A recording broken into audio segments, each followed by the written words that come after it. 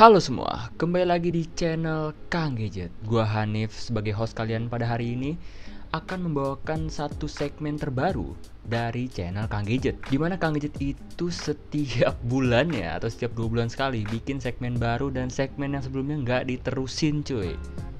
Ya kan? Kenapa ada Om Deddy di sini? Ntar gue kena nih. Aduh ya, kita pindah dulu scene-nya biar enak. Jadi teman-teman semua, selamat datang di segmen terbaru Kang Gadget, yaitu Berita Gadget, dimana setiap minggunya akan diupdate terus. Jadi gue akan membawakan berita-berita seputar gadget setiap minggunya atau di minggu kebelakangan. Jadi kalau kalian mau cari berita-berita tentang handphone, tentang perangkat-perangkat elektronik, kalian pantengin aja terus Kang Gadget di segmen Berita Gadget. Ya udahlah ya, kita intro dulu.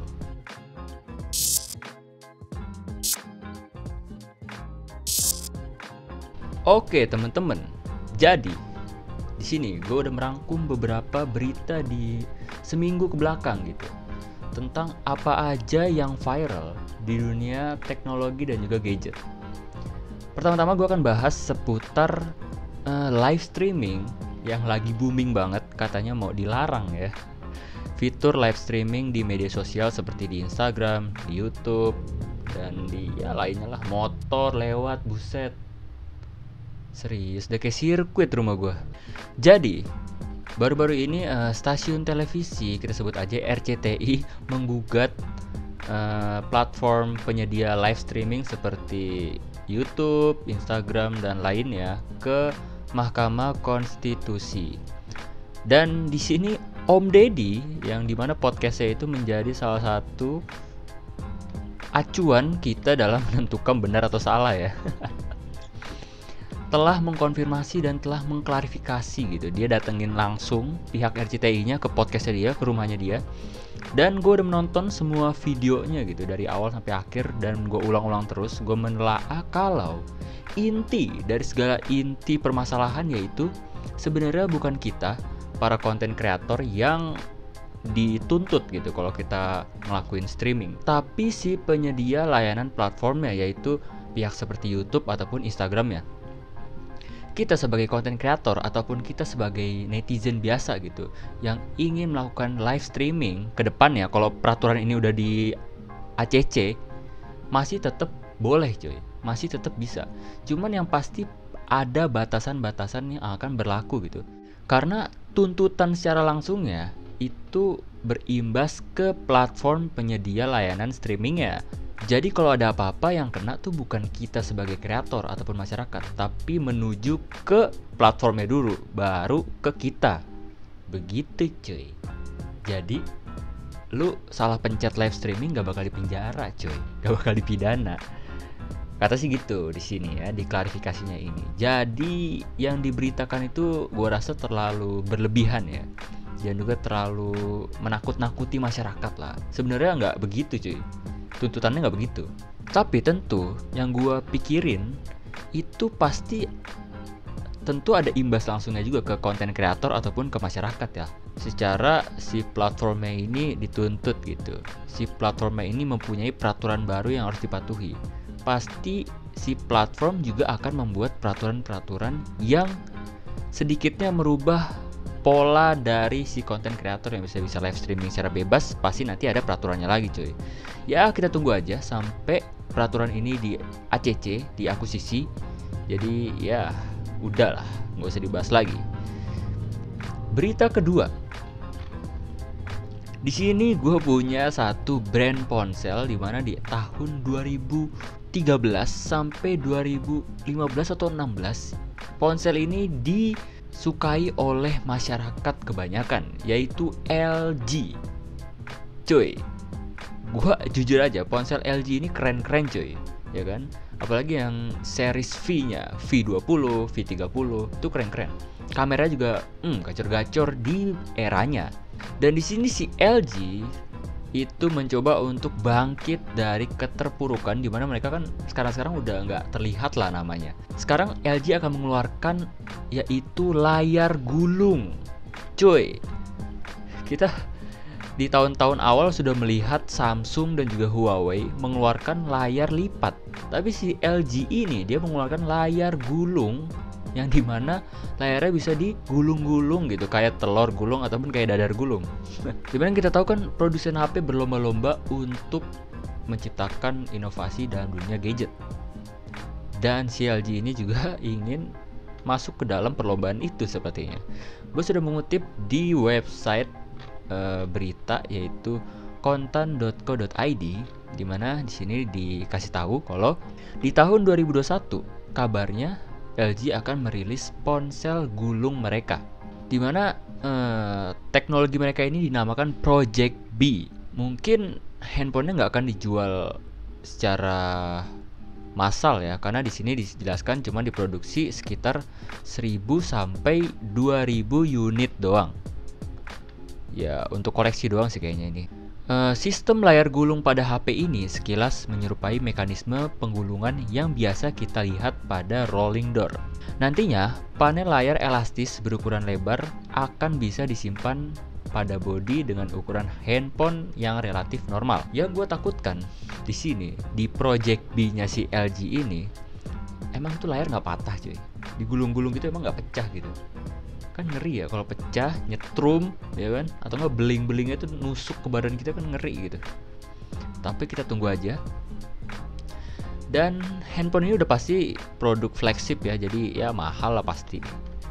Kita tunggu aja cuy, gimana jadinya nih handphone. Dan ada iklan PayPal. Aduh, gue nggak sabar sih mau lihat si Project B-nya si LG ini.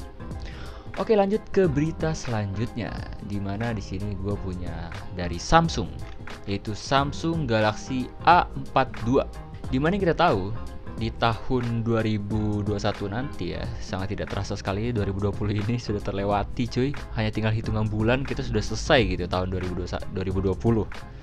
Dan akan memasuki tahun 2021, kabarnya semua perangkat elektronik yang akan rilis di tahun tersebut akan menggunakan teknologi 5G, teknologi jaringan terbaru yang akan memaksimalkan penggunaan network atau internet di sebuah smartphone. Dimana yang kita tahu kan, jaringan 5G ini belum tersedia di sejumlah negara gitu. Jadi mungkin beberapa negara gitu yang nggak tersedia jaringan 5G ini nggak bisa ya ngerasain fitur dari 5G ini. Contohnya Indonesia gitu kan, Indonesia sekarang belum ada ya jaringan 5G. Tapi kita doain aja ke depannya semoga udah masuk ya jaringan 5G ini. Dan si Samsung Galaxy A42 ini dikabarkan menjadi smartphone dengan jaringan 5G paling murah. Dan ponsel ini layarnya tuh ukurannya 6,6 inci dan udah Super AMOLED. Dan didukung dengan kamera makro 5 megapiksel dan deep sensor 5 megapiksel. Sementara kamera depannya itu beresolusi 20 megapiksel. Tapi nggak ada spesifikasi lebih jelas lagi ya tentang smartphone ini. Kita tunggu aja, karena banyak banget smartphone yang akan rilis di tahun tersebut. Contohnya ada Galaxy A51 dan juga Galaxy A71. Harganya ya Allah 16 juta ya sama 8 juta. Ini kan mid-range kan ya, entry level loh ini. Masa segitu sih dijual? Gila lu ya. Ya udahlah ya, dengan baterai yang 5000 mAh.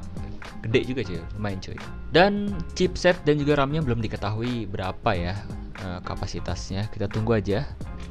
Berita selanjutnya cuy, kita sekarang ada di satu brand, dimana ini brand yang diagung-agungkan oleh masyarakat di zamannya, dimana ini menjadi syarat kita untuk berkenalan kepada orang gitu. Woi, minta pin BB lu dong, asik. Yaitu BlackBerry. Dimana kita tahu kan BlackBerry terakhir merilis smartphone-nya itu di tahun 2018. Dan pada awal bulan kemarin ya, awal tahun kemarin kayaknya BlackBerry sudah menutup penjualan dari smartphone mereka. Kalau gue salah tolong dikoreksi ya. Tapi di tahun 2021 nanti BlackBerry akan merilis smartphone terbaru mereka, gue nggak tahu sih namanya apa nih, tapi pokoknya 2021 mereka akan comeback lagi cuy di dunia pergadgetan duniawi, dimana kan mereka dipegang oleh brand namanya TCL ya, yang membuat perangkat BlackBerry tersebut. Di tahun 2021 mereka akan merilis kembali smartphone terbaru mereka. Kayaknya sih pakai sistem OS Android ya, kayaknya ya, gue juga nggak tahu. Pokoknya udah didukung oleh fitur 5G tentunya, karena 2021 sudah itu semua smartphone. Dan gue nggak sabar sih nantiin nih BlackBerry. Semoga Kang Gadget di endorse oleh BlackBerry ya, dipinjemin barangnya selamanya gitu buat di review. Dan BlackBerry masih tetap mempertahankan keyboard QWERTY-nya yang sangat legend itu cuy. Dan kayaknya sih OS Android gitu. Jadi layar sentuh juga, keyboard juga. Clicky sekali pasti, dan orang-orang bakal suka gitu karena yang bertombol-tombol itu menyenangkan cuy. Spesifikasi dan juga RAM-nya belum diketahui apa, tapi ya udah pasti punya keyboard QWERTY, OS Android, dan mungkin kameranya bakal lebih dari satu ya, kamera belakangnya, karena zaman sekarang smartphone seperti itu semua. Oke teman-teman, jadi segitu aja ya berita gadget yang gue bawain pada hari ini. Ya nggak banyak sih, karena emang ya berita-berita yang viral cuman segitu doang. Gue bakal update lagi setiap minggunya tentang berita gadget ini, dan kalian pantengin terus channel Kang Gadget supaya nggak ketinggalan info-info menarik dari channel ini. So, sampai jumpa di video berikutnya.